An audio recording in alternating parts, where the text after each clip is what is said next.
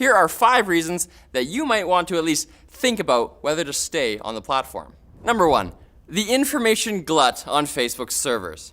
Now, obviously, Facebook is far from the only social media service out there, but unlike a good number of the others, Facebook is trying to be a do-it-all service to a large extent. You might have a Twitter account to spit out a few quick thoughts, Snapchat to message your friends, and Google Assistant to look up reviews of local businesses. But Facebook tries to integrate all that functionality onto one platform, which means they're collecting tons of data about you. If you're a frequent Facebook user, they may have even more info on you than anyone, except for perhaps Google. And even with that, Facebook's social aspects means that it might be easier to accidentally expose something that you don't want to. Number 2, Facebook just keeps on expanding. Although it was originally a much simpler site designed for college students to display basic information about themselves, it's turned into not just a very versatile platform, but a company that keeps buying smaller social media firms. Instagram and WhatsApp are 2 major services that are now under the Facebook umbrella and have been for some time. And when you consider that Instagram by itself has become the app for photo sharing, it's understandable to feel like you need to use at least one of Facebook's services, considering how many people are on them. So if you're concerned about limiting how much reach they have, finding another service to use might be a good idea, assuming that service stays independent.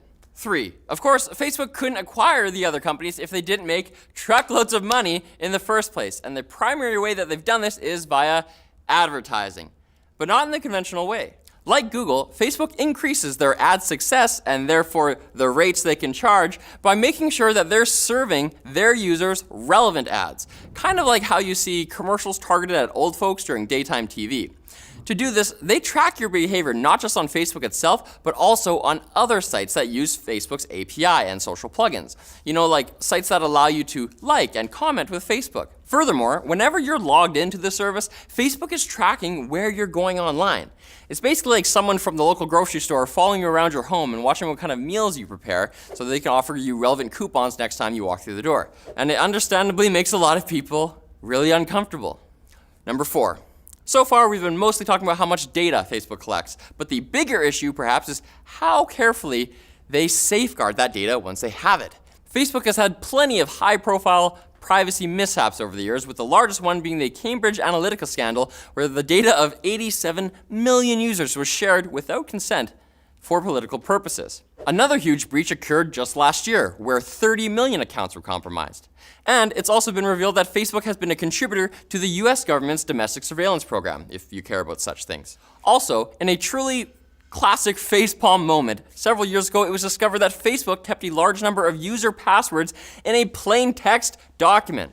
Now, this list was only intended for internal use by engineers, but it was still a massive security risk that never should have happened. And while Facebook has publicly doubled down on commitment to user privacy in light of recent mishaps, there's been enough of said mishaps over the years to raise more than a few eyebrows. And finally, number 5, getting away from privacy and user security, there's of course the social aspect of social media, a much more tangible problem for many users. While this is more or less true for social media in general, Facebook has become a platform for people to showcase their lives, and many of them simply put forward the best versions of themselves all the time, where their lives seem exciting, fulfilling, and well-adjusted. Even though this often isn't the whole story of what's going on with a person, it is what many of us are constantly exposed to, which has led to issues with envy and poor self-esteem. And then, of course, there's the fatigue that comes with the other half of your friends list, who all seem to be determined to put forward the worst versions of themselves, what with the endless sniping back and forth about everything from politics to sports to tech brand loyalties. It's exhausting.